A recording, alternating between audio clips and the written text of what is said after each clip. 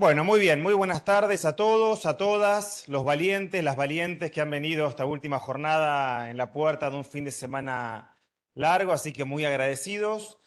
Tenemos una jornada mucho más corta hoy, estábamos esperando que lleguen un poquito más y ya tenemos un buen grupo, así que vamos a ir partiendo con los últimos temas que nos quedan. Estamos en la puerta de un fin de semana largo, estoy consciente que están cansados, yo tengo que irme directo al aeropuerto, así que probablemente hagamos una clase que entre 5:30 y 6 vamos a ir cortando sin pausas para que aprovechemos el tiempo. ¿Sí? Bien, hasta acá todo bien, dudas, preguntas. Yo he ido ya respondiendo mails, mensajes, fui cobrando, devolviendo la promesa de los materiales, así que me escriben. Voy a dejar nuevamente mi correo hoy, ya para de aquí en adelante. Bueno, ya se van a olvidar de mí a partir del lunes, pero igual, si alguien quiere escribirme, me manda un mail. Bien, ayer presentamos la estructura del curso y decíamos que luego de la estructura procesal trabajaríamos, cuestión que hicimos, en las exigencias administrativas de la oralidad. Y nos quedaban pendientes dos unidades, que son el concepto de verdad en el proceso penal y el régimen de la prueba. ¿Qué les propongo? Porque no tenemos tanto tiempo y el régimen de la prueba, en mi opinión, es un tema central que requiere tiempo. Yo ya le envié a la escuela hoy en la mañana todos los materiales, todas las presentaciones de PowerPoint, así que ya la semana que viene, luego de los feriados, deberían llegarles. Incluido la presentación de la unidad sobre la construcción de la verdad. Yo prefiero enviarles el material y que trabajemos en el régimen de la prueba, ¿sí? Es decir, no presentarlo en clase porque no nos alcanza el tiempo, pero van a tener el material, van a tener mi correo, hay muchos textos sobre eso, así que me escriben si hay alguna duda o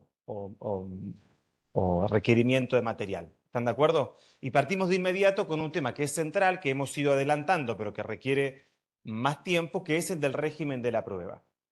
Vamos a trabajar estos 5 puntos. En primer lugar, recuperar muy rápidamente cuál es la comprensión de la prueba en un sistema por audiencias. Lo adelantamos cuando hablamos del sistema de garantías. Vamos a volver a hablar de este punto. En segundo lugar, ¿se acuerdan que dijimos que las dimensiones de la prueba en un proceso penal acusatorio adversarial tiene 5 grandes dimensiones?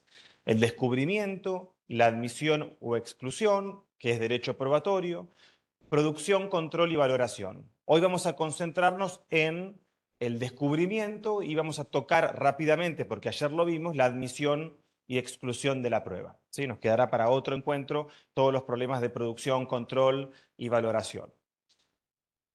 Y por último voy a hacer zoom en un caso particular que es el único con respecto al resto de los medios de prueba que tiene requisitos propios de admisión y de exclusión, que es la prueba pericial, que a diferencia de los testigos, los documentos, los objetos, los informes y las declaraciones de parte, que son los otros 5 medios de prueba, tiene reglas de admisión adicionales. 3 reglas de admisión adicionales. ¿Cómo estás? Primer punto, ¿cómo comprender la prueba en un sistema reformado? Recuerdan que nosotros el martes, cuando partimos, dimos cuenta de que uno de los ejes centrales de un sistema reformado era el sistema de garantías y que una de las dimensiones del sistema de garantías era el régimen de la prueba, la teoría de la prueba o condiciones de verificación con la denominación de Ferraioli. ¿Qué significa que el régimen de la prueba sea parte del sistema de garantías? Que en realidad las reglas de producción, de control, de ingreso de los medios de prueba son límites que se le imponen al acusador. No son, por el contrario, herramientas para favorecer el poder punitivo, sino todo lo contrario. Las reglas de la prueba son límites al ejercicio del poder punitivo. Por eso decimos sencillamente que las reglas de la prueba son obstáculos, son molestias que el acusador tiene que superar. El acusador tiene que superar las reglas del descubrimiento. Lo veremos en unos minutos cuando digamos que el acusador tiene una obligación completa de descubrimiento, cuestión que no tiene la defensa. Es una molestia al acusador cuando diremos, como lo hicimos ayer, que el acusador tiene que superar las reglas de pertinencia y de licitud. Es una molestia al acusador cuando tiene que superar un umbral que es el de la duda razonable en juicio oral. Fíjense que en realidad todas las reglas de la prueba son obstáculos al acusador para que cuando se imponga una sentencia condenatoria estemos claros que ha superado todos estos límites que se le ponen desde el sistema de garantías. Por eso diremos que el régimen de la prueba es una barrera de protección del imputado. no es un instrumento para exacerbar el poder punitivo estatal. ¿Me explico en esto? ¿Sí? Por eso esto lo tocamos, lo recuperamos rápidamente, pero no es menor. La verdad no es aquello que el juez busca, es aquello que le exige al acusador. Nunca nos olvidemos de este cambio en el concepto de verdad, en donde el juez no la busca, sino que se la exige al acusador. Y cuando se le exige al acusador, el sistema le pone una cantidad de obstáculos para que logre la imposición de una sentencia condenatoria. Esta afirmación con respecto al modelo vigente aquí, es decir, el modelo mixto, es un cambio por completo, es decir, no es el juez quien busca, sino quien se le exige. Y si el acusador no presenta esa información, no puede hacerle lugar a su petición. Decíamos, hay 5 grandes dimensiones, incluso podríamos decir 6 si agregáramos la fundamentación. Yo aquí por razones de simplicidad enmarco dentro de la fundamentación o motivación, pero uno podría incluso separarlo. Primero el descubrimiento. En materia civil hablaríamos también de la carga y de su ofrecimiento. La admisibilidad y exclusión de la prueba, que es el derecho probatorio. Nosotros últimamente discutimos mucho sobre derecho probatorio, pero en realidad el derecho probatorio no se refiere a todas las dimensiones de la prueba, es admisión y exclusión de la prueba en la etapa intermedia. Por razones pedagógicas, de simplicidad, hablamos de derecho probatorio y nos referimos a todo, pero estrictamente es una discusión de la audiencia de control de la acusación. Luego la producción y control, que podríamos también desdoblarlo, la producción, el examen directo, el control, el contraexamen, la valoración de la prueba, que ya hemos abandonado el sistema de pruebas tasadas y avanzamos a un sistema de sana crítica racional que sigue siendo insuficiente. Cuando hablamos, por ejemplo, de las máximas de la experiencia, la pregunta es ¿cuáles máximas de la experiencia? Hasta hace 10 o 15 años teníamos unas máximas de la experiencia que habilitaban, por ejemplo, condenas que hoy son ridículas. Hoy en día tenemos que construir cuáles son las máximas de la experiencia para dictar ciertas condenas. Otro gran tema de tesis, ya que lo conversábamos recién, ¿cuáles son las máximas de la experiencia para darle contenido a este modelo de la sana crítica racional? Está muy bien que ya abandonamos un sistema que encorsetaba al juez, que era la prueba tasada o legal. Ahora el sistema por audiencias nos empuja a discutir cómo le damos contenido al método de la sana crítica. Y luego la fundamentación o motivación, que en general confundimos con la valoración. Nos hemos concentrado mucho en la explicitación del camino que recorremos para condenar, pero no las razones que empleamos para hacerlo. ¿Cómo le asignamos valor a la información? A eso nos referimos con la explicitación del razonamiento, ¿sí? Hagamos zoom en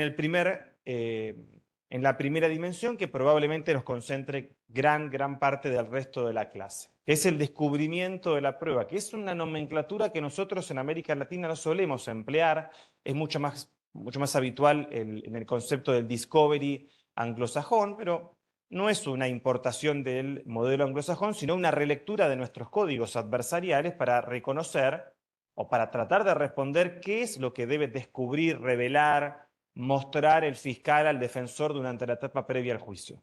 Hay normas muy dispersas y el gran interrogante que siempre nos hacemos es si el defensor tiene la misma obligación de revelar la información al acusador. En la audiencia de etapa intermedia esa es una gran discusión y los códigos la habilitan. Cuando dicen la defensa podrá revelar los medios de prueba que va a emplear en juicio. Y a las fiscales le dicen que deben revelar su información. Vamos a releer esto en términos de práctica. Bueno, ¿qué significa? ¿Cómo investiga un defensor? ¿Cómo investiga un fiscal? ¿Cuánto tiene que registrar? ¿Cuánto tiene que revelar? ¿Por qué es un concepto que no es tan extraño a nuestra realidad, por más que provenga del nombre anglosajón? El descubrimiento es aquello que vuelve concreto una exigencia convencional, que es la del artículo 8.2.c, que nos dice algo muy conocido, que la defensa, y particularmente el imputado, debe contar con tiempo y medios adecuados para la preparación de su defensa. Por lo tanto, si tenemos que entregarle ese tiempo y esos medios, se sobreentiende que tiene que conocer aquello sobre lo cual lo están investigando. Por lo tanto, ¿cómo fortalecemos esta garantía de la Convención Americana a través del descubrimiento? Es decir, sin una investigación del fiscal que no sorprenda al imputado. ¿Cómo evitamos que lo sorprenda? Revelando la información a medida que el fiscal va investigando. Hasta acá estamos, ¿no? ¿Sí? ¿Cómo logramos esto? Voy a avanzar aquí.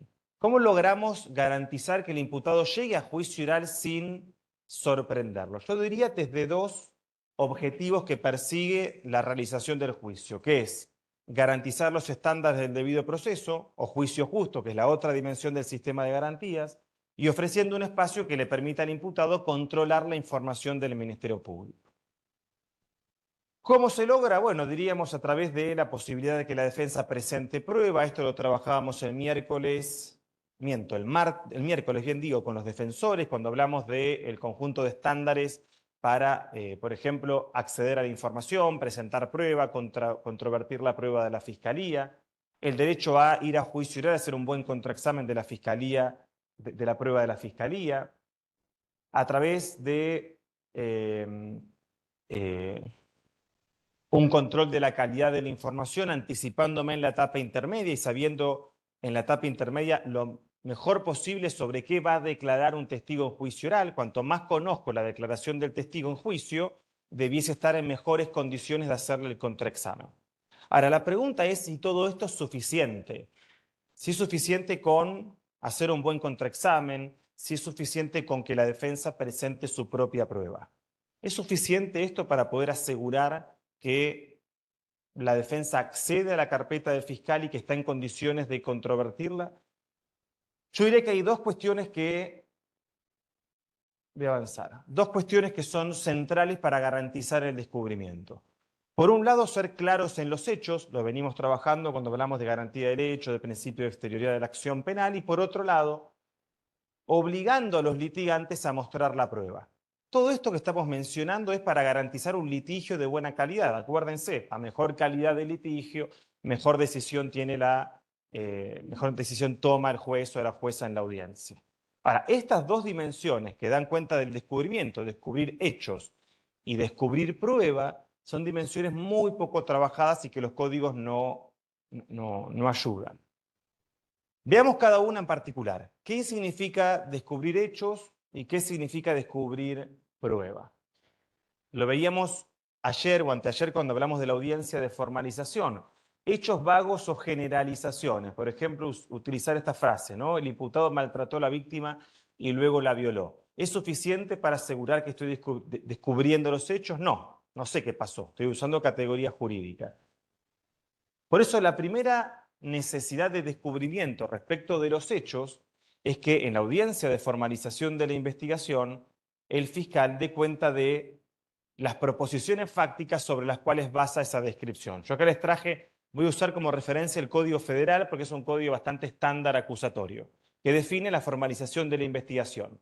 Y dice, es el acto por el cual el representante del Ministerio Público comunica en audiencia al imputado en presencia del juez el hecho que se le atribuye, con su calificación jurídica provisoria y los elementos de respaldo. La primera obligación del descubrimiento de hechos es en la audiencia de formalización de la investigación. Por eso decíamos el otro día que a mejor descripción de los hechos, el imputado debería estar en mejores condiciones de diseñar su estrategia de defensa. ¿Es esto suficiente o es este el único momento? No. ¿Cuál es el otro momento en el que el fiscal descubre los hechos? En la audiencia de etapa intermedia. El primer momento es en la formalización, el segundo momento es en la audiencia de etapa intermedia cuando revisamos si esa alteración es o no sustancial. ¿Qué dicen los códigos? Que en el escrito de acusación los fiscales deben dar cuenta de la relación clara, precisa y circunstancial del hecho punible. Lo que Binder llama que la acusación sea completa, que contenga hechos, derecho, prueba y pretensión punitiva. En este segundo momento, que es el del control de la acusación, diríamos que tenemos una obligación completa del descubrimiento. Vamos a ver más adelante cuánto durante la investigación también tiene que revelar el Ministerio Público. Este es tal vez el ámbito más complejo, que es la revelación de la prueba, que por cierto tiene vinculación con los hechos. Por eso recién decía, durante la investigación el defensor también va accediendo. Ahora, ¿existe en nuestros sistemas una obligación de descubrimiento de la prueba? Sí. Y la regla es que toda la prueba de los litigantes, fíjense que no hablo solamente del fiscal, toda la prueba de los litigantes debe ser llevada, perdón, que pretende ser llevada a juicio, debe ser descubierta antes de esa audiencia, salvo dos excepciones: la prueba nueva o la prueba sobre prueba, que es aquella que está sometida a un control de licitud y de relevancia, pero directamente en juicio. Prueba nueva es aquella que surge con posterioridad al ofrecimiento y que el fiscal tiene que garantizar que no hubo posibilidad de conocer previamente y que además es prueba determinante para este caso. Si no es prueba determinante y no la pudo conocer antes, no se admite porque no es relevante. Y si pudo conocerla con anterioridad, por más que sea relevante, perdió la oportunidad. Tiene que ser prueba que demuestre en la audiencia de juicio que surgió con posterioridad a la etapa intermedia, y segundo, que es dirimente para su teoría del caso. ¿Se acuerdan el ejemplo que el otro día trabajamos, sobre todo con los jueces, cuando decíamos qué ocurre si la fiscalía propone 6 policías y cuando está interrogando al cuarto en juicio oral desiste? Bueno, si es una decisión de la defensa interrogar a todos, tiene que haberlos pedido en la audiencia de etapa intermedia. Por más que haya comunidad de prueba, la defensa tiene, vamos a verlo en unos minutos, que solicitar que esa prueba también sea empleada para su propia estrategia, ¿sí? La prueba sobre prueba tiene otro supuesto. La prueba sobre prueba es cuando hay una falsedad manifiesta de la contraparte y que eso activa la presentación de una prueba de refutación. Eso es la prueba sobre prueba. Es una prueba de refutación. Estoy entrevistando o examinando, mejor dicho, contraexaminando, para ser más estricto, al imputado en el juicio oral, y el imputado dice: esa no es mi firma en el documento que firmó en la comisaría. Y eso nunca lo había dicho previamente y no tengo una constancia de una declaración previa. Bueno, tendré que traer, y eso activa el mecanismo de la prueba sobre prueba, por ejemplo, al policía que le tomó declaración y que registró su firma. Por lo tanto, para refutar que no es cierto lo que está diciendo el imputado, ¿sí? Salvo estos dos supuestos, todo el resto sí lo tengo que proponer antes. Decime.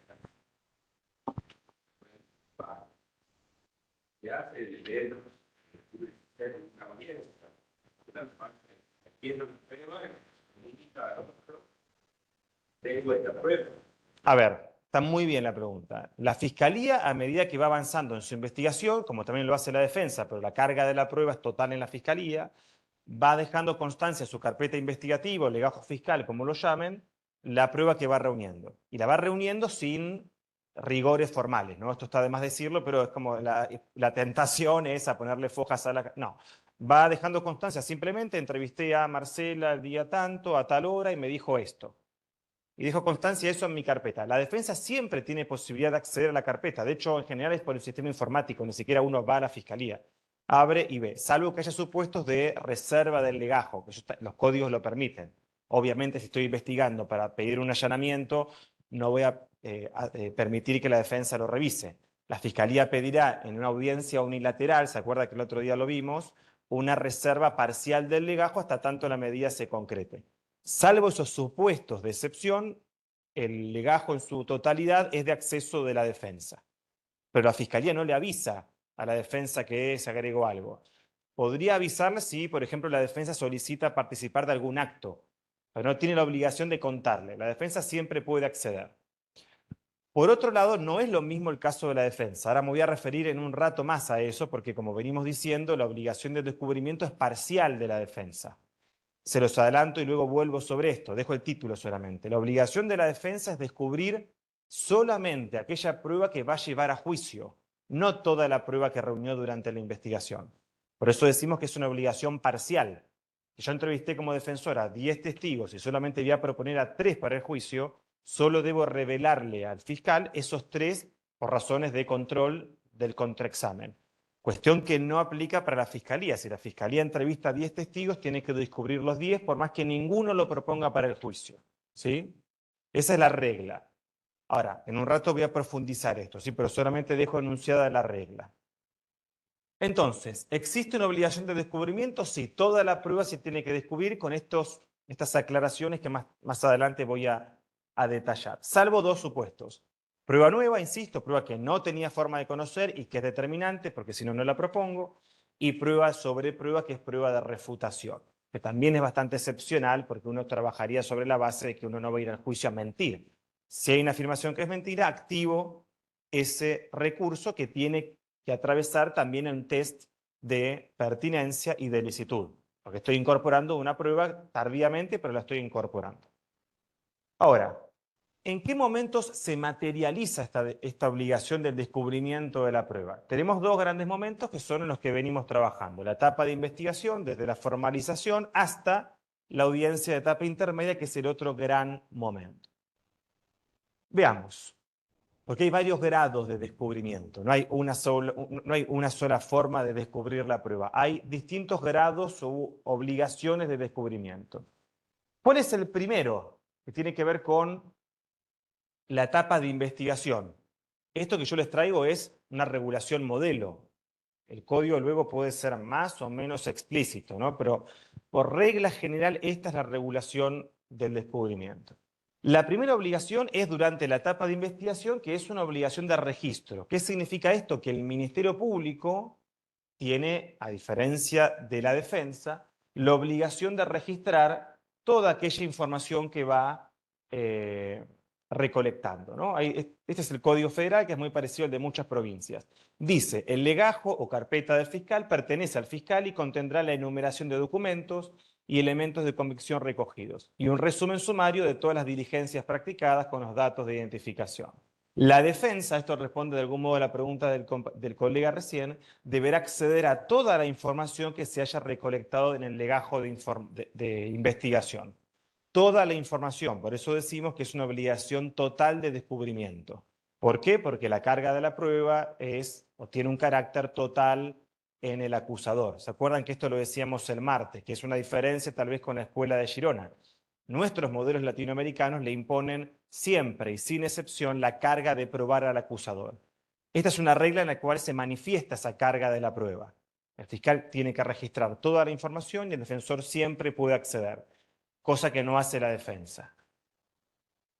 Fíjense, este gráfico a ver si es clarificador, porque no soy bueno para los gráficos, por eso me río. La regla de descubrimiento implica que el imputado, también lo diríamos en civil en demandado, podrá conocer tanto la prueba de cargo como la de descargo que reúna el fiscal. Vamos a ver en un rato más que este gráfico cambia para la defensa, porque no tiene por qué conocer el Ministerio Público Fiscal toda la información de la defensa, solo la que proponga. A diferencia del Ministerio Público, en donde la defensa accede a todo, a la prueba de cargo y a la prueba de descargo, ¿sí? Obviamente, uno pensaría que el Ministerio Público va a estar mucho más orientado, por eso el color azul es predominante, a la prueba que inculpe y no la que exculpe. Pero por razones de objetividad, a mí mucho no me gusta ese término, porque en realidad el Ministerio Público no es objetivo en términos de que investiga a favor y en contra del imputado. Esto nos lleva a toda la discusión de quién representa el Ministerio Público Fiscal. Fíjense cómo tenemos un conjunto de principios que nos empujan a que el Ministerio Público no represente a la víctima. ¿El Ministerio Público es objetivo? Sí. ¿Pero qué significa? Hay dos autores en Chile que son Ducha y Riego que dicen hay que renombrar el principio de objetividad. Y a mí me gusta esa denominación que ellos emplean. Dicen hay que reemplazarlo por una comprensión del deber de profesionalismo. En realidad no es un principio de objetividad en el sentido, como lo llaman los brasileños, de superior, es el principio de superioridad legal, lo llaman, ¿no? Como que el Ministerio Público está por encima de la legalidad y controla todo. No es eso. Es un deber de profesionalismo. Si el Ministerio Público está investigando y entrevista a un testigo y el testigo le aporta información en favor del imputado, lo que va a hacer es no lo va a esconder. Por eso dicen es un deber de profesionalismo. Lo que no hace un Ministerio Público, no debería hacer, es tener dos líneas de investigación, una a favor y otra en contra. Lo que pasa es que el principio de objetividad, desde el modelo del Ministerio Público que heredamos del modelo francés, nos lleva a esa idea que diluye cuál es el trabajo que hace el Ministerio Público. Y luego sucede lo que venimos discutiendo, y es que tenemos organismos que se encargan de la víctima, representando los intereses de la persecución, y un Ministerio Público que queda muy desdibujado. Vean como acá tenemos otra razón que apoya esta confusión sobre el rol del Ministerio Público. Yo lo llamaría un deber de profesionalismo. Después les comparto el texto, si les interesa este tema, es un fragmento de un libro muy bueno de allá. Acá estamos, ¿sí? Primera obligación de registro del Ministerio Público. ¿Qué debe registrar? Todo. ¿Qué debe acceder la defensa? A todo, salvo los supuestos de reserva de la investigación. Segundo, durante la audiencia de etapa intermedia, audiencia preliminar o control de la acusación, cual sea el nombre que adopte, hay como mínimo 3 grados de descubrimiento de la prueba. Que vamos a ir viendo cómo se va completando, desde lo menos hacia lo más. Todo es una sumatoria, no son opciones, ¿no? Vamos a ir sumando estos niveles o grados de descubrimiento. ¿Cuál es el primero? Que si el acusador desea llevar prueba al juicio, debe avisarle al imputado cuál va a ser. Estamos hablando de la etapa intermedia, ¿no es cierto? Cuando se formula el escrito de acusación y en el escrito se deja constancia de los medios de prueba. Entonces, primer grado de descubrimiento es el ofrecimiento de la prueba que propone el fiscal para el juicio oral, la enumeración de la prueba. Es decir, va a declarar Juan, María y Pedro. ¿Es suficiente eso? No. ¿Garantizaría esto una contradicción real? Los defensores aquí, si ustedes le dicen va a declarar Juan, María y Pedro, ¿es suficiente para saber realmente cómo preparar mis líneas de contraexamen? No. Por eso el segundo grado de descubrimiento, fíjense que es otro artículo ya, ¿no? Por eso hoy hablaba más temprano de esta necesidad de sistematizar las reglas del descubrimiento. El segundo grado que complementa al anterior, ahí ustedes ven este artículo del código, es que además se debe indicar el nombre, la profesión y el domicilio, es decir, quién es y díganme un poco más, ¿dónde lo encuentro? ¿Por qué? Bueno, por otra discusión que podremos dar, que hoy en día está muy controvertida, y es si la defensa puede entrevistarlos antes del juicio. ¿Puede la defensa, cuando recibe el escrito de acusación del fiscal, decir, va a llevar a María al juicio, voy a contactarla para poder entrevistarla o para tomarle declaración? ¿Puede hacerlo la defensa? ¿Lo hace aquí la defensa? Mm. Hoy es un gran debate. Algunos dicen no, porque en realidad la instancia es la del contraexamen. Yo creo que sí, siempre y cuando le tome declaración y sea para preparar mejor el contraexamen. Yo creo mucho en un concepto robusto de contradicción. Se habrán dado cuenta que estoy permanentemente diciendo discutan, litiguen, que el juez... Bueno, un concepto robusto de contradicción es que la defensa sepa lo más posible de los testigos de la fiscalía y lo mismo la fiscalía de la defensa. La diferencia es que la fiscalía solo va a conocer los testigos que la defensa va a llevar a juicio. Y la defensa va a conocer todo el caso del fiscal. Esa es la diferencia. Pero cuanto más conozcan, y obviamente estemos hablando de entrevistas que no son ni coercitivas ni extorsivas, eso está de más decirlo, pero si es una entrevista para conocer la declaración y conocer más sobre lo que esa persona conoce del caso, bienvenido sea. ¿Sí? Estamos. Entonces, el segundo grado de descubrimiento es dar cuenta de los datos de la persona. ¿Por qué? Tal vez para esto, para que el litigante desee entrevistarlo en una audiencia previa al juicio oral. Eh, Tercer grado de descubrimiento. ¿Sí? Ya hemos dicho quiénes son, su domicilio, sus datos de contacto, para poder localizarlos en la eventualidad de que el litigante desee conocer más sobre su declaración. El tercer grado de descubrimiento es, además de saber quiénes son y sus datos filiatorios, que es lo central, es sobre qué van a declarar. Esto es lo que verdaderamente garantiza un descubrimiento que vuelve robusto el concepto de contradicción. Es decir, lo que los códigos llaman los puntos sobre los que van a recaer sus declaraciones, o también conocidos como puntos de prueba. Es decir, sintéticamente, sobre qué van a declarar. No significa adjuntar la declaración completa en el escrito de acusación. Lo que significa es dar cuenta muy sintéticamente de qué tramos o sobre qué proposiciones fácticas van a declarar. Y uno diría que en este tercer grado de descubrimiento damos por satisfecha la garantía de la contradicción. ¿Por qué? Porque voy a poder preparar mi línea de contraexamen. Insisto, ¿esto obtura la posibilidad de que el litigante le tome declaración o se entreviste con esa persona? Yo creería que no. Cuanto más conocen de esa declaración, mejores contraexámenes deberíamos tener. O a la inversa, y esto es muy frecuente, de hecho esto es más frecuente que lo anterior. Cuanto menos conozco de la declaración de esa persona, haré peores contraexámenes en juicio oral. Recuerdan que ayer creo les contaba lo que están durando hoy las audiencias de etapa intermedia o cómo se están litigando en cualquier lado. Estoy generalizando a propósito porque me atrevo a decir que no hay jurisdicción que tenga buenas audiencias de etapa intermedia. Hay buenas experiencias, obviamente, ¿no? no soy tan negativo, pero en general es una audiencia que hoy es la que concentra la mayor cantidad de problemas. El hecho de que sea problemática la audiencia de etapa intermedia, como veíamos ayer, tiene un conjunto de problemas posteriores, condenas erróneas, uso de recursos que no deberían emplearse, no se delimita el objeto del juicio oral porque ingresan hechos que no están controvertidos, y este es otro problema, mala preparación de los contraexámenes porque conozco muy poco de las declaraciones.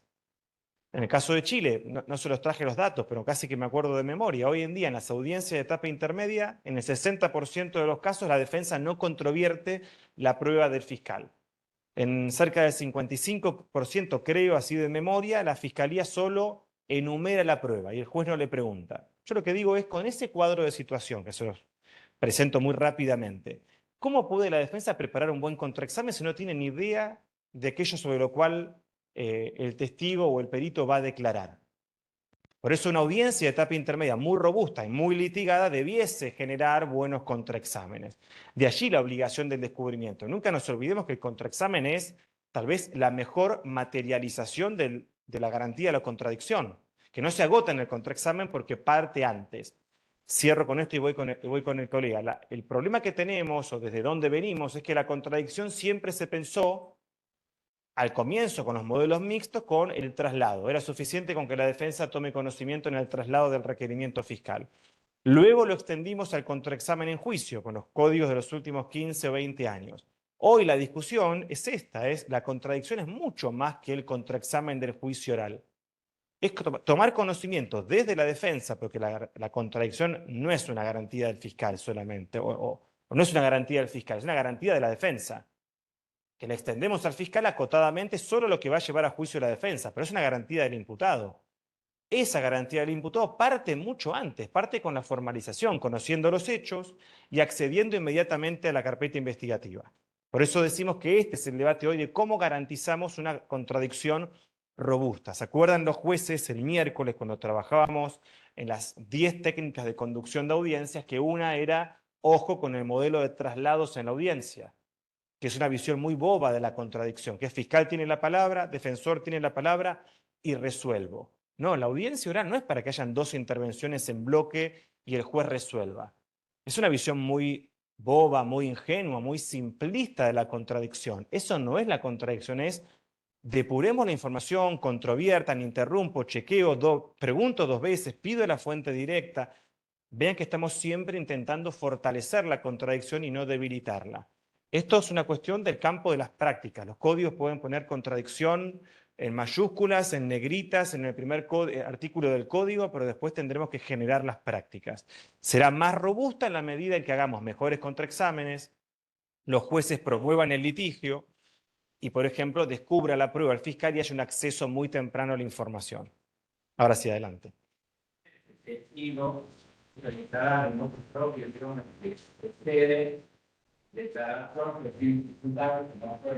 En el juicio oral decís vos, ¿no?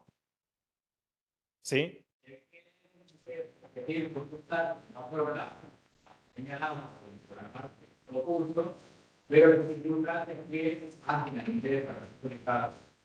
Sí, pero eso es bastante incompatible. Si ya fue admitido para declarar sobre un tramo de la declaración, es porque no es dirimente para la solución del caso. Si lo que él tiene para decir es dirimente para la solución del caso, ¿por qué lo admitieron parcialmente? A ver.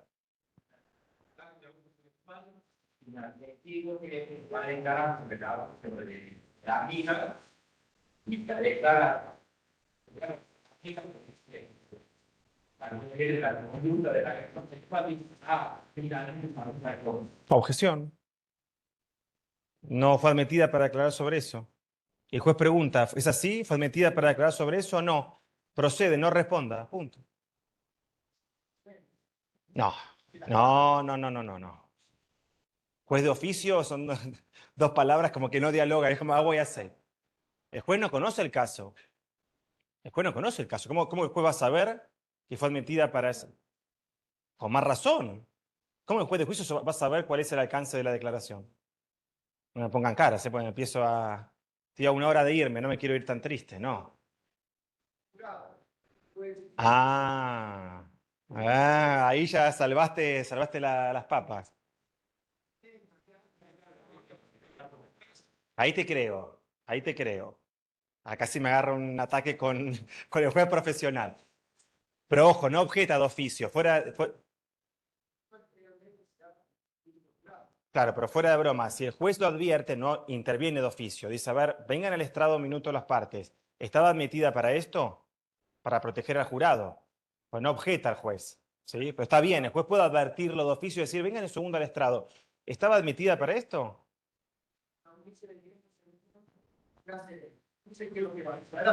Correcto. Puede ser el caso.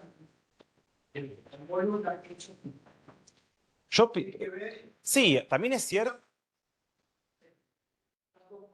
Ahí te creo, pero no objeta de oficio. ¿Eh? Sí, está bien, ahí te creo. Juez profesional. Bueno, objeción de la contraparte, el juez no va a saber, el juez va a tener el auto de apertura. Si la contraparte está, como tiene que estar, atenta a lo que está declarando, pues tiene que estar muy atenta para objetar. Objeción no fue admitida para declarar sobre lo que está diciendo. Bueno, lo siento. Y sí, pero es tarde, ya ingresó la información al juez. La objeción es una reacción inmediata. Y si nadie le hace ver al juez que esa información no fue admitida en el testigo, el juez ¿cómo lo va a saber? Por eso es central una buena objeción a tiempo. La objeción no es un mecanismo formal, es el mecanismo que concreta la contradicción. No fue admitida, no puede responderlo, es sugestiva, es compuesta, es confusa, induce error. Hay que estar sumamente atentos en el juicio.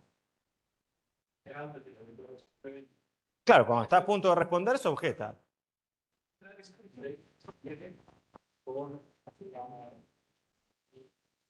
Si es el fiscal, siempre tiene que registrarlo. Y si la defensa no está obligada a registrarla.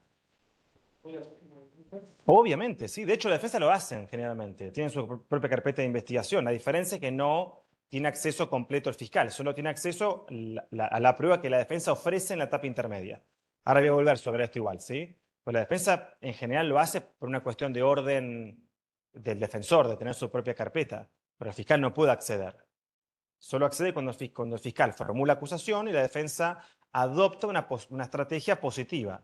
Si la defensa dice, adopta una postura negativa, es decir, voy a negar, no tiene nada que revelar.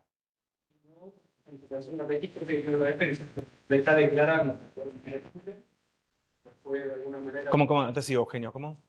Y de alguna manera, el registro, una determinada declaración De la defensa. de prueba en contra, Sí. Objeción del fiscal. Si el fiscal accedió a esa declaración, pues la propuso para el juicio. Todo lo que ingresa al juicio, las partes lo conocen.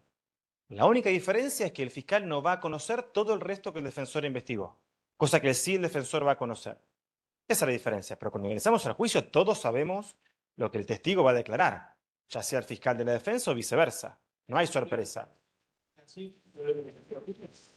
Y depende, testigo hostil no es una figura tan simple de configurar. Tiene que haber una actitud en el juicio oral de una manifiesta falta de voluntad para declarar. Y tengo que pedirle al juez que convierta a ese testigo en un testigo hostil. Pero no se trata de que la primera pregunta que me mira mal ya tiene que ser una actitud que sea muy demostrativa de que no estoy logrando cumplir con mis fines de examen o contraexamen. En el contraexamen le hago una pregunta y empieza a divagar. Y le invito a que encauce su declaración. Lo invito 2 veces, lo invito 3 veces y le digo al tribunal, ¿puede por favor llamarle la atención al testigo de que yo necesito que me responda a esto? Lo que pasa es que eso es muy complejo porque estamos en un momento en donde es todo sí o no. Las preguntas del contraexamen no son fáciles. Si tengo un jurado, tengo 24 ojos que me están mirando. No es fácil, pero hay que jugar mucho con el tribunal. Decir, tribunal, le pido por favor que marque las reglas del juego. ¿Se acuerdan que esto lo venimos diciendo? Un juez de juicio que está activo, no está sentado en el sillón viendo el juicio a lo lejos. Está controlando que las reglas del examen, del contraexamen, lo que decíamos recién de declaraciones que aportan información para lo cual no fue admitido, intervengan. Tienen que controlar que eso se enmarque en ciertos límites, que son las reglas de la litigación. ¿Sí? Bien. ¿Hay una mano por ahí? No. Entonces, ¿cuáles son los grados de descubrimiento? Decimos, primer grado, indicar quiénes son los testigos y peritos. En segundo lugar, datos filiatorios. En tercer lugar, que es lo central, cuáles son los puntos sobre los cuales van a recaer sus declaraciones, los puntos de prueba. para que yo pueda sobre esa base hacer ¿qué? El juicio de pertinencia. No es solamente por una cuestión de contradicción. Es para que esa prueba, toda prueba, sea de fiscalía o de la defensa, atraviese un juicio que tiene que hacer el juez, que es el juicio de pertinencia. Entonces, señalo si usaré prueba testimonial, señalo quiénes son y señalo qué irán a decir, ¿sí? Este último es el, como decíamos recién, el que garantiza el juicio de pertinencia. El juez solamente va a poder discutir y decidir si ese testigo lo admite o no en la medida en que sepa lo que el testigo va a decir. Es decir, cómo lo que esa declaración o cómo esa declaración aporta o no la teoría del caso de la parte que lo propone. Si yo no conozco lo que va a declarar y mucho menos conozco la teoría del caso, es muy difícil que el juez haga ese juicio de pertinencia. Por eso insisto, el juez tiene que preguntar, porque si la parte no me lo dice, tengo que preguntarlo, pero no porque sea curioso, es porque tengo que decidir si admito o no la prueba. Yo muchas veces me pregunto cómo los jueces deciden la pertinencia si no conocen la prueba y nunca le preguntaron. Bueno, claramente ni siquiera se lo cuestionan, lo admiten. Entra a juicio, lo que ayer decíamos por acá adelante respecto de que todo ingresa a juicio oral, ¿no es cierto? No, este es un momento central, por lo mismo que decíamos ayer, no podemos admitir cualquier medio de prueba. Peor aún si son pruebas periciales, en donde esa prueba luego tiene influencia directa, o un reconocimiento de un testigo que dice yo lo vi. Hay que poner 5, 6, 20 ojos mirando eso y diciendo, bueno, a ver, si ingresa a juicio, estamos seguros de que es pertinente. Luego discutiremos si es más o menos creíble, que es otra discusión. Bueno, es menos creíble porque la descripción que hizo en el reconocimiento ocular daba cuenta solo de la ropa que llevaba puesta, no de los rasgos faciales. Bueno, es menos creíble. Ahora, el reconocimiento estuvo bien hecho. No estuvo viciado por preguntas sugestivas del policía, fue un reconocimiento que no fue en bloque, fue un reconocimiento en donde el imputado, antes de mostrarle a las personas de la rueda, hizo una descripción que después contrastamos con la persona que él eligió. Después diremos si es más o menos creíble. Pero esa discusión de si es o no pertinente es en audiencia de etapa intermedia. Nosotros tenemos un diseño, que ustedes también lo tienen, que ayer lo veíamos, de confundir cuándo se hace ese control. Un poquito en la etapa de investigación, un poquito en el juicio oral, y eso termina diluyendo un control real para decir, ¿el juicio es o no la mejor alternativa de respuesta? ¿Sí? Ahora, la pregunta que venimos adelantando, ¿tiene la defensa la obligación del descubrimiento? ¿Qué tenemos que recordar? Que el descubrimiento se apoya en fortalecer el derecho de defensa. Por eso decimos, la contradicción como una garantía de primer orden del sistema de garantías es una garantía del imputado. De allí que el imputado acceda a toda la carpeta del fiscal. ¿Se acuerdan que hablamos de la igualdad de armas el otro día, ¿no? Que tenemos esta falsa idea de que es poner en el mismo lugar al Estado con el imputado. No es cierto. El proceso penal, al menos el acusatorio adversarial, el inquisitivo no diría era al revés, el Estado por sobre el imputado. El modelo acusatorio adversarial es un sistema muy recostado en cargas y presunciones que favorecen al imputado. Desde la presunción de inocencia. Binder dice, principio de inocencia y carga de la prueba son sinónimos.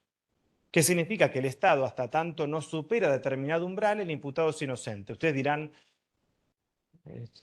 un viernes a la tarde para esto, para que nos diga que el principio de inocencia, y bueno, pero esto es muy problemático en el sentido que estamos siempre jugando con que el defensor tiene que acreditar, por ejemplo, el arraigo en la audiencia de medidas cautelares.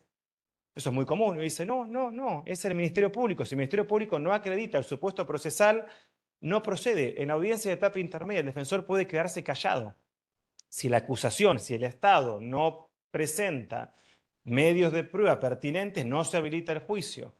Por eso decimos que en esta audiencia el descubrimiento es algo que está recostado en el imputado, que fortalece el derecho de defensa y que obviamente lo habilitamos para el Ministerio Público porque queremos un juicio oral contradictorio y por lo tanto tenemos que permitirle al fiscal también preparar buenos contraexámenes, si no tendríamos un juicio oral que sería muy desbalanceado, una defensa sabiendo qué preguntar y un fiscal improvisando, y ese no es el sentido del juicio oral en un proceso adversarial. Fíjense este artículo, está en color verde, disculpen que es medio un circo esta diapositiva. ¿Qué dice respecto del descubrimiento de la defensa? Dice, la información que recabe la defensa en su legajo de investigación, que debe tenerlo, no será pública para las restantes partes y podrá ser presentada al fiscal durante la investigación penal utilizadas las audiencias preliminares o al momento de la audiencia de control de la acusación. El defensor no tiene la obligación de revelar su legajo. ¿Puede hacerlo? Sí. Nadie le niega al defensor la posibilidad de que en la etapa de investigación revele su carpeta. Pero es una decisión del defensor. Incluso si lo hace, hasta puede decidir descubrirlo parcialmente, que haya algunas declaraciones que va a descubrir y otras no. Piensen ustedes en un imputado que en su declaración esté casi que reconociendo lo que sucedió. Y lo que va a hacer la defensa es una teoría del caso lo más exculpatoria posible, va a tratar de atemperar las consecuencias. Pero sabemos que es un caso que difícilmente logre la absolución, o lo va a intentar instalando la duda. La defensa, ¿qué es lo que va a hacer? Probablemente si desea descubrir su legajo, lo va a descubrir parcialmente. No va a descubrir todo porque se estaría autoincriminando el imputado, y ese es el límite que impone el descubrimiento al fiscal. El principio de inocencia, por eso yo decía recién que es una frase hecha, pero que se traduce en cuestiones muy prácticas. La defensa no tiene por qué revelar todo su legajo porque podría incluso autoincriminarse.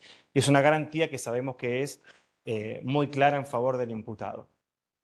¿Qué significa que podrá revelar sus medios de prueba? Bueno, tenemos dos supuestos que recién rápidamente los adelanté.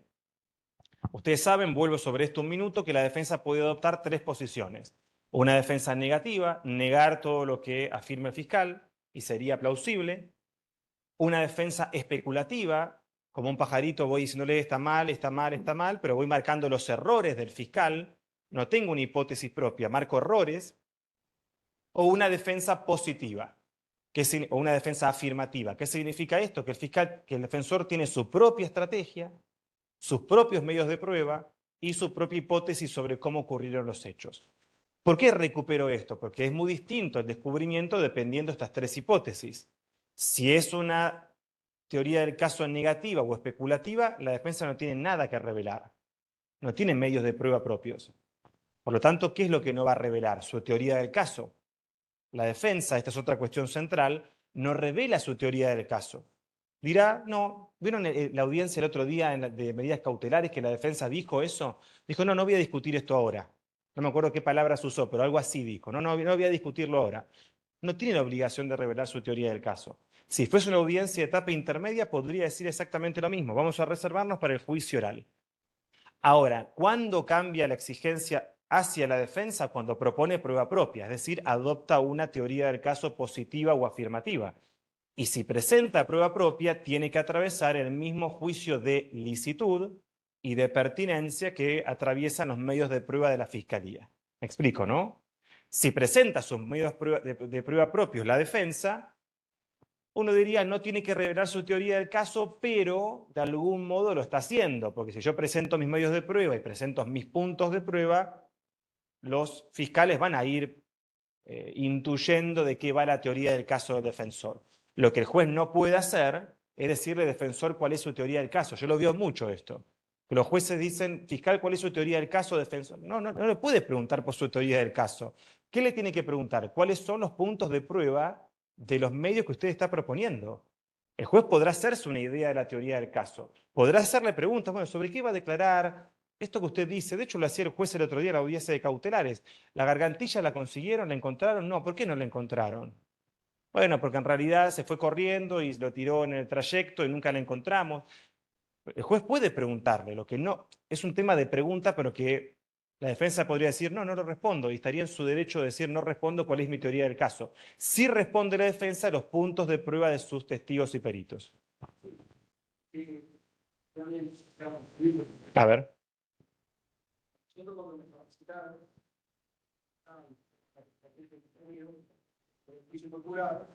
Siempre lo enseñaron que evidencia de evidencia no que existieran las partes caso.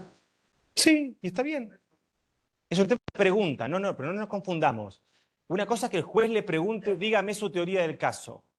Es un tema de cómo formula la pregunta el juez. Estamos en la misma, estamos de acuerdo, tienen que revelar su teoría del caso la fiscalía. Pero lo que pregunta el juez no es dígame su teoría del caso, es dígame qué prueba va a presentar. Y a través de la prueba yo entiendo cuál es su teoría del caso. Es una cuestión de cómo formula la pregunta, no de fondo de si la revela o no. La defensa no revela su teoría del caso. Si presenta medios de prueba, voy a sobreentender cuál es su estrategia, pero yo no le puedo preguntar cuál es su teoría del caso a la defensa. Lo va a entender en la medida en que le diga sobre qué va a declarar. Lo que yo lo infiere a través de la prueba, pero la defensa, ¿qué le va a decir? No, yo voy a ir a la audiencia de juicio oral para...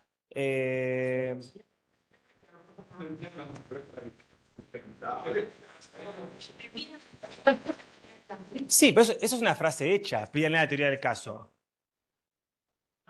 Pero está bien, yo no estoy en desacuerdo con eso. Hay que pedirle la teoría del caso. Mi punto es distinto, es cómo lo formula el juez. La defensa está en su derecho de decirle, pues lo dice el código, no lo digo yo, dice, podrá revelar. La defensa puede decir, yo no quiero revelar mi teoría del caso. Es un tema de pregunta, no de fondo. Tienen que revelarla. La fiscalía lo revela porque tiene que hacerlo, porque tiene la carga de la prueba, y la defensa solo revela la prueba que lleva a juicio. Pero no va a revelar su estrategia la defensa. Estamos en lo mismo, es un tema de cómo lo pregunta el juez. No es tan distinto, ¿eh? A ver qué pasa, que no entiendo la discusión ahí atrás, a ver.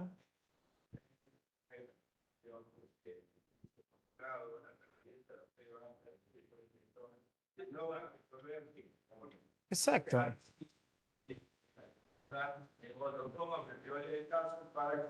No, totalmente, no se enreden con eso. No se enreden, no se enreden. La discusión del juicio por jurados en esto es una audiencia muy distinta. El juez no va a resolver sobre el fondo, no se enreden. Ustedes están mezclando jurado, modelo mixto, modelo nuevo. No se enreden. En jurados es una audiencia donde el juez no es un juez profesional que resuelve sobre el fondo. El jurado, dejémoslo, que funciona bien. Hablemos del juicio profesional, que es un desacople enorme con el jurado. Yo se lo decía el otro día a un par de colegas con los que almorzamos. Esperen, dejen. Si no hablemos en voz alta, yo no tengo problema, porque si no es un lío. ¿Cuál es el problema del jurado? Que el jurado es un gran salto de calidad en la litigación. Mi crítica, no al jurado, yo soy muy juradista, es que tenemos que atender los juicios profesionales. Lo que está pasando en Chaco, lo que está pasando aquí, lo que está pasando en muchas provincias que tienen modelo mixto, que tienen jurado y son dos sistemas con dos velocidades completamente distintas. Yo no estoy hablando de jurado. Jurado funciona bien, dejémoslo ahí, protejámoslo, fortalezcámoslo, pero el problema es la justicia profesional. Yo no quiero desatenderla, porque si no, fíjense lo que pasa en Chaco. Un código como el de ustedes no está en discusión. Aquí afortunadamente está en discusión, pero por mucho tiempo no lo estuvo. Y alguna provincia más que me estoy olvidando que está parecida. Corrientes, diríamos. Que tienen jurados que avanzan muy bien y la justicia profesional es un desastre. O sea, hablemos de la justicia profesional. ¿Qué decíamos? El juez no le pide la teoría del caso al defensor, le pide los puntos de prueba de los medios que va a proponer. La fiscalía sí la tiene que revelar. Lo que yo le digo a los jueces es, no vayan directamente al fondo, pidan la información antes de la prueba. Y si necesitan entender la estrategia, le preguntan más sobre eso. El problema es que el juez le dice, dígame su teoría del caso, y la fiscalía puede decirle 3 o 4 cosas y no le dice nada sobre la prueba. Es un tema de pregunta. La pregunta esa es muy genérica teoría del caso y no le sirve al juez para resolver la pertinencia. Si no sabe sobre qué va a declarar, podría decir, dígame su estrategia, dígame para qué presenta la prueba. Y esa es preguntar lo mismo, pero con un grado de profundidad un poco más. Teoría del caso es, bueno, voy a ir a condenar al imputado al juicio. Y sí, obvio. Es como una pregunta abierta en un contraexamen. ¿Se puede hacer? Sí, pero no me sirve para nada. Entonces, pregunta sobre por qué propone el testigo, por qué a este en particular, qué es lo que va a decir. Y la defensa le pedimos de la prueba que presenta, ¿sí? Pero estamos en esto, jurados es distinto, efectivamente. Es una audiencia donde el juez no resuelve sobre el fondo. Entonces, si tiene una teoría del caso activa o positiva, la defensa va a tener que presentar esta información para garantizar un buen contraexamen. Fíjense este gráfico, ¿no? Que antes dijimos que iba a cambiar. La parte azul es aquella sobre la cual la defensa no está obligada a revelar su información, porque no la va a llevar a juicio, y lo amarillo es aquello que efectivamente la defensa va a emplear y que tiene que revelar en la etapa intermedia. ¿Estamos entonces con descubrimiento con esto? ¿Sí? ¿Dudas, preguntas? ¿Hace más sentido ahora los colegas de jurado? ¿Sí? ¿Estamos? ¿Seguro? Más o menos, ¿no? Más o menos. Bueno, avancemos a la siguiente dimensión del régimen de la prueba, que es el derecho probatorio. Recuerdan, ¿no? Descubrimiento, obligación de registro, exposición de hechos y revelación de prueba en 3 grados.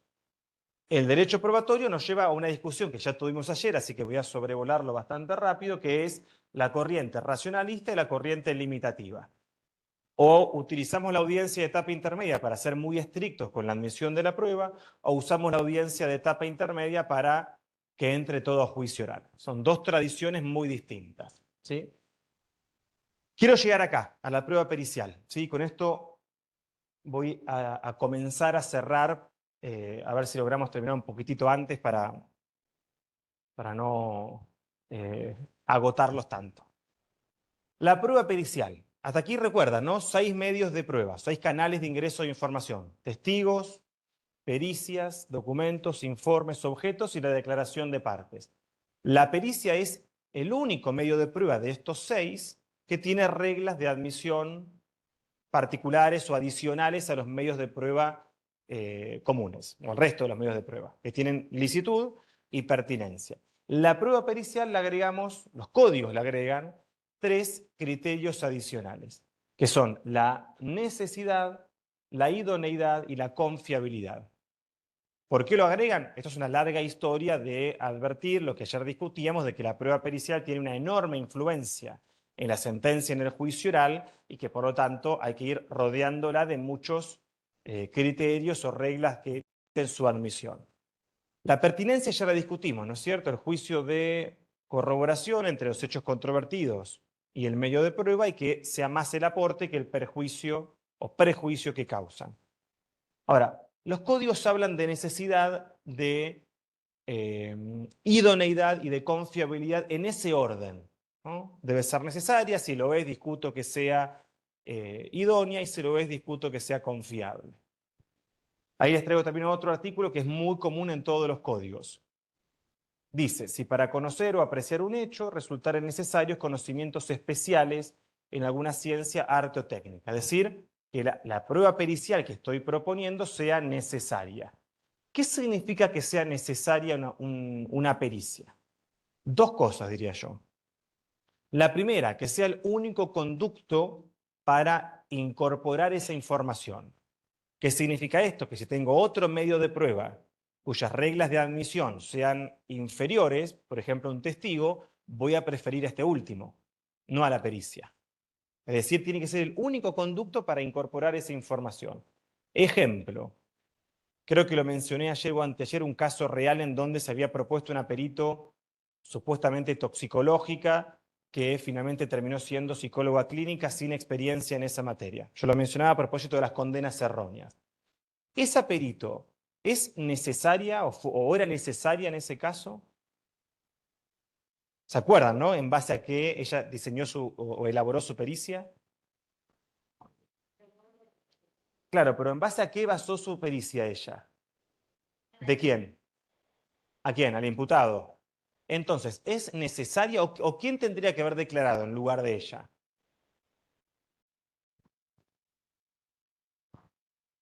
¿Quién? No, a lo que me refiero es, la primera variable de la prueba pericial es que sea necesaria. Que sea necesaria tiene dos dimensiones. La primera, que sea el único conducto para aportar la información. En este caso, ¿era ese perito el único conducto para aportarlo? No, era el imputado. Si era un testigo de oídas, ella en realidad. Entonces, en este caso, ella era útil, tal vez, escuchar a una psicóloga clínica que tenga experiencia transitoria en psicología toxicológica o en toxicología, pero no era necesaria. ¿Por qué? Porque la persona que tendría que haber ido a declarar, que de hecho fue al juicio, era el propio imputado. ¿Me explico en este ejemplo? ¿Sí? Por lo tanto, la primera dimensión de la necesidad es que si hay otra parte u otro testigo que podría en mejores condiciones aportar información, lo prefiero. En este caso al imputado. ¿Me explico bien, seguro en esto? ¿Sí? ¿Cuál es la segunda dimensión? De que además de que sea el único conducto, aporte información por fuera del conocimiento del tribunal. Otro ejemplo que también mencioné, se lleva un profesor de Derecho Penal al juicio oral para que presente la estructura típica de un delito complejo. ¿Es necesario? ¿Por qué? Porque el juez debería hacer ese juicio de credibilidad, ¿no es cierto? Puede ser útil. Fíjense cómo usamos el concepto de utilidad y necesidad, ¿no? Puede ser útil. ¿Quién no querría tener a Zaffaroni, digo por decir, en juicio oral que le explique a un tribunal la estructura de un tipo penal? Ahora, es útil, pero no es necesario, porque los jueces tienen como gran parte de su trabajo hacer juicios de credibilidad y ubicar proposiciones fácticas en categorías jurídicas. Por lo tanto, el concepto o el requisito de necesidad nos dice estas dos cosas. Tiene que ser el único conducto para aportar la información y debe aportar información que esté por fuera del conocimiento del juez. Algo muy habitual es esto que está acá atrás, que son los peritajes psicológicos de credibilidad. No sé si lo siguen empleando ustedes. Un perito que es convocado para declarar si lo que dice la víctima es o no creíble. En civil, ¿cómo? No, en general, en juicios orales, ¿lo siguen presentando? Sí. ¿Son necesarios? Pero son llevados al juicio oral. ¿Sí? ¿Serían necesarios con esta regulación? ¿Qué creen ustedes? No importa si es jurado o juez profesional en esta altura. Hay un cambio también en el enfoque de la análisis de A ver. y ahora también vamos a lo que tú simplemente determinar la víctima tiene cierta patología, pero ya no te gusta la credibilidad para Ok.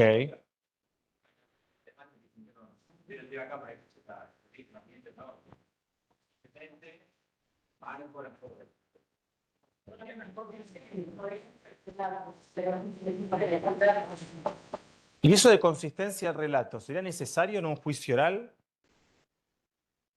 Me pregunto, no estoy afirmando que estoy de acuerdo, no. Me lo pregunto, ¿sería necesario desde esto que acabamos de decir, no? A ver. ¿Quién cree que hay que rechazar esa pericia en juicio oral? Me tomo las palabras de Alejandro. Ella dijo, se llevan para consistencia y ¿qué más dijiste? Perdón.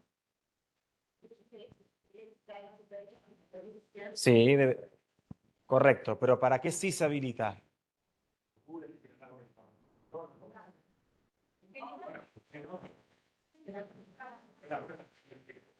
Mm. Ok. A ver, a ver.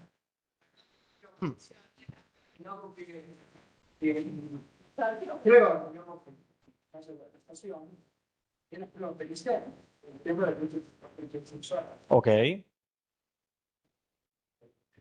Se basa realmente en el hecho de la víctima y de la, obviamente no de hecho, pero se más todo, inclusive para pedir el monto de la pena, con la pericia. ¿Y sería entonces necesaria esa pericia en juicio oral? ¿Sí? ¿En qué momento? Pues por ahí es el faro. ¿Sí? Un momento que algo por trabajo de la víctima, por el imputado, Sí. al inicio del debate, que fue que nos aporta la información, la mayoría de se encuentra, de otra cosa es que no tiene un perito al juicio para que el mismo juicio diga si es constituido o no. Correcto. Exacto, lo que está muy bien lo que dice el colega. La pregunta es si hace falta llevarlo al juicio, exactamente. Exactamente. Eso no está en discusión porque cada quien pide la pericia que quiere durante la investigación. La pregunta es, ¿ese perito es admisible a juicio o no?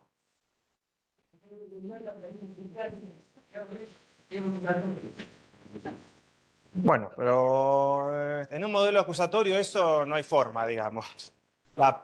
Cada parte decide la prueba que necesita. ¿Es obligatoria, en serio? Ah, claro. Usted iba a decir algo, ¿no? Antes sí. Sí, lo vi varias veces con la mano, pues sí. Ah, no, para mí no es necesario porque pensaba eso después trabajamos un perito para que el perito. y sí, es como cuando el juez, es como cuando el juez hace una pregunta que no es aclaratoria en juicio. ¿Quién se la objeta? ¿Quién resuelve la objeción? El juez del juez.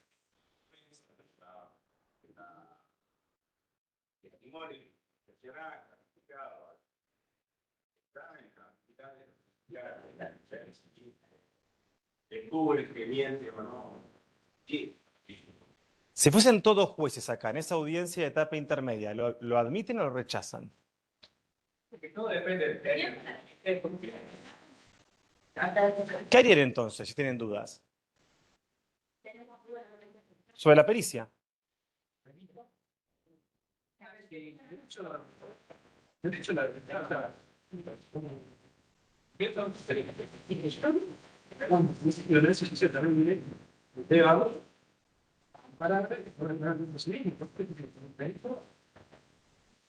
Ok. ¿Qué más? Argumentos. A ver, usted iba a decir algo. decía que depende, estaba hablando siempre de evalúa la lingüística. Correcto, correcto. Depende de cómo lo plantean, porque, como te digo, ya, al perito no te llama para, la fiscalía no lo propone para, no, lo propone para que diga que la lingüística tiene cierto, y si la pericia, control muy hallado, compatible con, claro. Ok.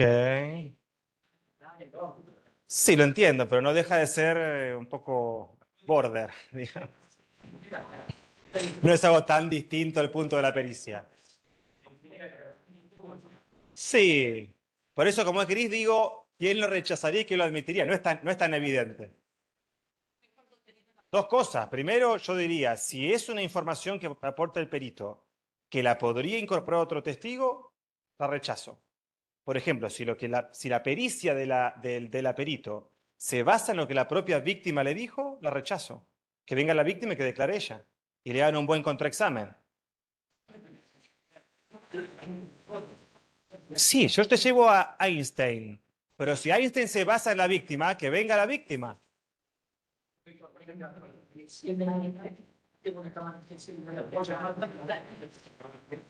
Es distinto. Bueno, pero me estás cambiando el supuesto. Ahora, espera, ese no era el supuesto de antes. Si no, voy atajando penal. Quieren ganarme la discusión, yo lo sé, pero sigamos en el supuesto anterior. No, pero no me cambien el supuesto, porque si no me... Eso es otra discusión que es menor de edad. Acá hablamos de una víctima que puede declarar juicio oral. Pero la admitiría siempre la víctima estaba vencida. Bueno, claro, hoy no puedo contradiccionar a la víctima, claro, obviamente, sí. El supuesto es este, no nos cambiemos de supuesto, porque si no, el supuesto es... Sí, bueno, obvio, se aparece un carácter en la cabeza de la víctima. No, sí.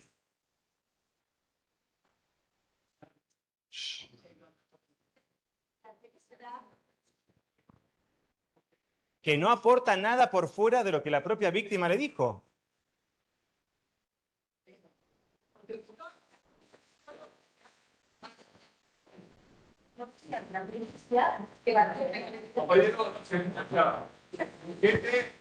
Sí, sí, pero que eso no sea una excusa para habilitar el ingreso de la pericia.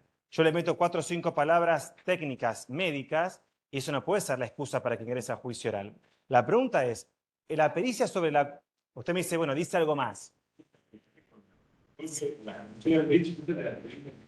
Si la fuente... Pero ¿para qué? Sí, yo estoy de acuerdo, pero ¿para qué convocan al perito? Esa es la pregunta.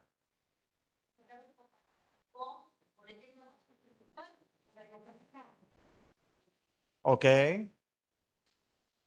Ok. Yo no estoy diciendo que rechazaría eso. Lo que yo digo es, si las dos cosas, que vuelvo a esto, es necesaria en la medida que aporte algo que la propia víctima no pueda aportar y que sea de conocimiento solamente del perito, y segundo, que sea un área disciplinar que el juez no podría conocer. ¿Por qué digo esto último? Porque si la perito va a decir la víctima es más o menos creíble, ese es un trabajo del juez, no de la perito. Lo que...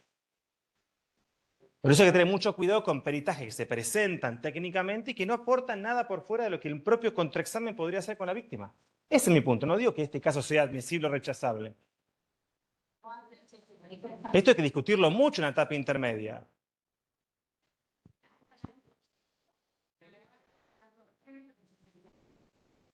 Sí, pero eso no cambia la discusión. Es un agravante, un atenuante. La pregunta es, ¿lo que presenta la pericia aporta información por fuera del conocimiento del juez y que otro testigo o la propia víctima no podría incorporar? Esa es la pregunta.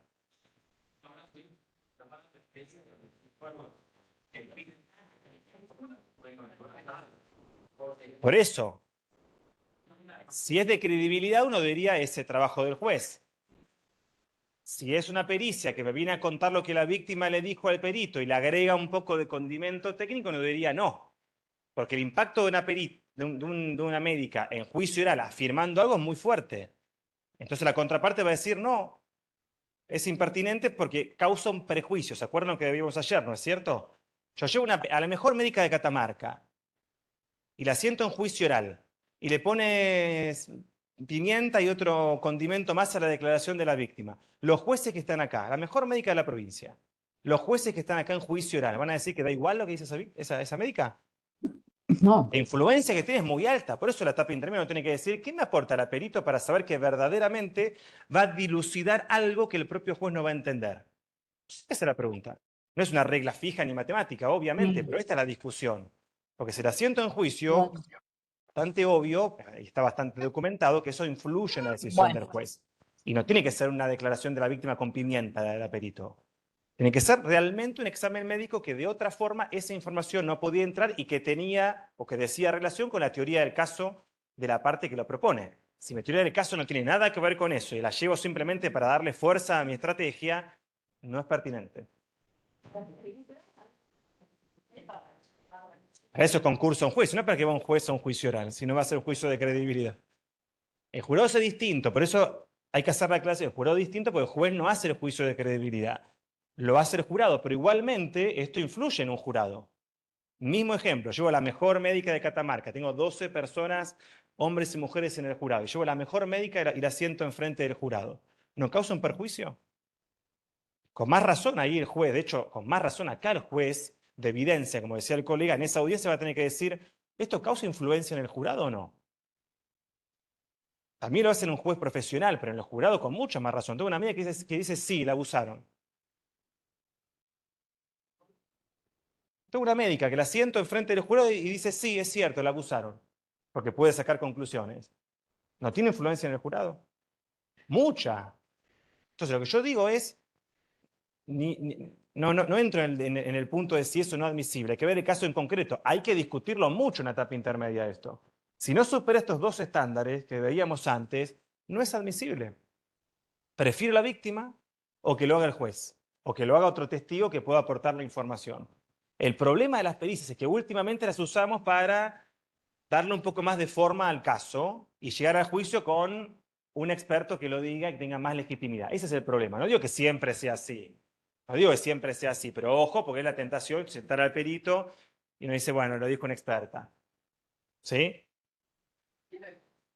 Ahí totalmente viable. Ahora, el problema que tenemos, bueno, vamos a entrar a la realidad de los trabajos de informática. El 90% de los casos se dejan que era y el 90% de los casos buscados por violencia sexual. Entonces, antes, el inconveniente es qué es lo que pasa, ahora el Sí. No la podemos llamar al niño y adolescente. Está en su derecho a ser escuchado, si quiera decir, yo lo que puedo preguntar a ese adolescente o a ese adolescente, por supuesto lo puedo sacar del derecho. Claro. Pero el niño se complica todo, buscándole una alternativa. Sí, sí, sí. Que se tiene que analizar con el perito, con el perito que analiza una entrevista lo que hizo. Sí, yo la única duda que tendría es si llamarle a esa persona perito. Porque la persona que entrevista a un niño en cámara Gesell, dudo si llamarla... Bueno, es un testimonio. Por eso digo. Sí, por eso no ingresa en esto. Ese es el único matiz que yo introduciría. No sé si llamaría a esa persona perito. Porque yo no la convoco porque tiene un ámbito de experticia que quiero que declare sobre eso. Viene a contarme lo que conversó con el niño en la cámara Gesell. No lo llamaría perito. En eso de la parte de ese testigo, No es un testigo experto. No es un testigo experto. El testigo experto es una persona que adquiere información de los hechos directamente Vuelvo, el testigo experto es alguien que adquiere información, por ejemplo, voy a dar un ejemplo, yo estoy aquí y veo que a Marcela le roban la cartera. Soy un testigo porque lo vi y soy experto porque trabajo en el ámbito del derecho y puedo sacar una conclusión sobre ese hurto. El testigo percibe por sus sentidos los hechos directamente y además tiene una condición profesional que le permite opinar. El médico que está en una fiesta y ve cómo se produce una lesión. Vio el golpe, se acercó y se dio cuenta que esa lesión le podía causar la muerte. Ese es un testigo experto. La persona que entrevista al niño no es un testigo experto, no vio los hechos. No vio la comisión del abuso del niño. Por eso, es un testigo. Por eso dudo si llamarlo perito o testigo experto. Si es testigo experto, ¿a qué lo habilito? A que saque conclusiones. Yo no quiero que saque conclusiones. Que me cuente lo que el niño o la niña le reportó. ¿Cómo? O llevo la grabación, exactamente. O llevo la grabación y la transmito en el juicio. Por eso te digo, no sé si uno lo plantearía como perito, menos como testigo experto. Y si no la videograbo, sí la llevo a declarar. A ver, ¿por qué esto es relevante? Porque todo esto, depende cómo lo proponga, depende de las reglas que use para admitirlo o para excluirlo. Si es un perito, va a tener que ser muy exigente la admisión. Va a tener que superar ya esto, que es el primer nivel. Fíjense toda la discusión que nos generó si eso no es necesario. Nos quedan todavía 2 requisitos más para la pericia. El perito es muy relevante porque tiene una influencia en el juicio oral y sobre todo en el jurado muy importante. Y debo garantizar que cuando entra es pertinente, que no lo trabajamos, pero es lo primero, y es necesario. Avanzo y voy a ir cerrando. No sé qué hora es, ustedes me dicen. Ah, bueno. Las 7 me dicen. Bueno, voy a ir cerrando con esto, ¿sí? ¿Cuál es el siguiente requisito de admisión? Dijimos, pertinencia, necesidades. Si es necesario, discuto que sea idóneo. ¿Qué significa que sea idóneo? Que si yo convoco a una perito o un perito porque necesito una pericia toxicológica, efectivamente sepa de la disciplina para la cual lo estoy convocando. Los códigos hablan de 2 criterios que uno puede emplear para afirmar si esa persona es o no idónea. La primera, que tenga un título habilitante, llama a un toxicólogo, bueno, llama a una perita toxicólogo que tendré que discutirlo, si tienen años de experiencia, cuántos casos como estos trabajó. O lo segundo es un arte, técnica u oficio. ¿Se acuerdan los jueces cuando trabajamos el miércoles uno de los casos que era un vecino que hacía 20 años que dormía en una habitación y que lo convocan para que declare sobre los ruidos de la calle? ¿A cuántos metros estaba y si era un disparo o no? ¿Desde dónde había salido el disparo? No existe un título habilitante que lo llame vecino histórico, buen vecino. No existe, ¿no? No va a poder ir a la universidad para eso. A eso se refiere el código cuando habla de una ciencia, arte, oficio, un conocimiento, alguien que tiene una destreza, alguien que hace muy bien pan. No es panadero, pero tiene una destreza en la cocina que no tengo el título habilitante, pero da cuenta de que tiene un oficio que le permite hacer afirmaciones como si fuese un experto en la disciplina. Esto hay que litigarlo en la audiencia de etapa intermedia. Yo debo garantizarme que esa persona que la convoco para que declare sobre determinada disciplina sabe de esa disciplina. No tiene título habilitante o tiene un título de médico, pero tiene una pasantía en Harvard de toxicología. Bueno, tengo una experiencia que da cuenta de que sabe de la disciplina. Esto no es matemático, pero se litiga en la etapa intermedia. El caso del perito que les contaba antes. Ingresó a juicio oral, se condenó a la persona, después fue absuelta y fue ingresada como una perita toxicológica, bien digo, cuando era perito clínico, o médica clínica, mejor dicho. Entonces, el segundo nivel de la prueba pericial es que sea idónea. Y el tercero es el más complejo, que es el más actual, diríamos, que es el de la confiabilidad. ¿Qué significa esto? Uno, que es necesario, es el único conducto para incorporar la información y es información por fuera del conocimiento del juez, es idóneo, sabe, tiene experiencia sobre lo cual va a declarar, pero tiene además que ser confiable. ¿Qué significa? Que el método que empleó es un método validado en su ámbito disciplinar. Vuelvo al caso del perito que les contaba el otro día. Aplicó una batería de test que no era un test de alcoholemia. Y está claramente asentado que para determinar si alguien tiene o no alcohol en sangre, hay que hacerle un test de alcoholemia.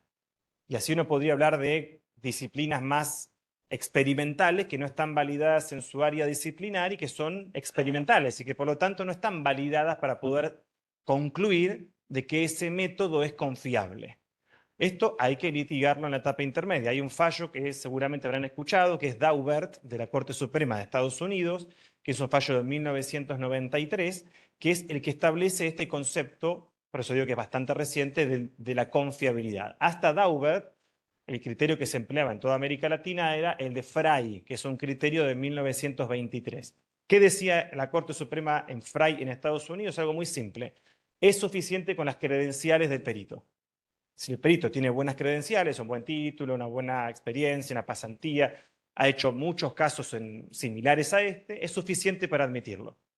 El caso Daubert, que es un caso civil, no es un caso penal, es una farmacéutica, Daubert Merrell, una farmacéutica que produjo un medicamento que no se validó suficientemente, una farmacéutica muy relevante, pero que produjo malformaciones genéticas en niños. Y por lo tanto, lo que se trabajó en ese fallo de la Corte en Daubert no es suficiente con las credenciales de un perito, que más que el perito sostuvo que por el prestigio de la farmacéutica era suficiente. No, hay que analizar qué método se emplea para llegar a esa conclusión. Y ese es el cuarto nivel de la pericia. Fíjense lo complejo de discutir una pericia en la etapa intermedia. Ya que sea necesario, pareciera lo de menos, ¿no? La discusión es qué credenciales tiene, qué método empleó. Y esto no debería ser algo muy rígido técnico. Es, fiscal, cuénteme. Hubo un caso en Chile hace unos años atrás, del caso bombas, cuando habían puesto bombas en el metro, en el subte de Chile, y un juez le dijo a las partes, antes de la etapa intermedia, voy a trabajar en esta audiencia desde estos criterios de admisibilidad de la prueba pericial. Y los puso a los litigantes a trabajar desde ese criterio. ¿Se acuerdan el caso de Garapón, este juez francés, ¿no? Frente a la duda, pone a las partes a trabajar. Ese es un buen ejemplo. Caso muy relevante en el país que requería una buena audiencia de preparación del juicio. Litiguen desde los criterios Daubert. Colombia reformó su código hace un par de años y los incluyó. ¿Se pueden emplear? Sí, los códigos lo establecen. Yo ahí traté de reconstruirlo. Fíjense que puse un artículo, era del capítulo de prueba pericial. Otro era del capítulo de prueba. Y de la confiabilidad hay que reconstruirlo de todo el capítulo de pericias. Ahora, ¿uno puede empujar mejores debates? Sí. Esto sobre todo los jueces deberían motivarlo. Pero, y con esto cierro, las pericias son sumamente relevantes, a diferencia de las otras medidas de prueba, por el impacto que causan en juicio.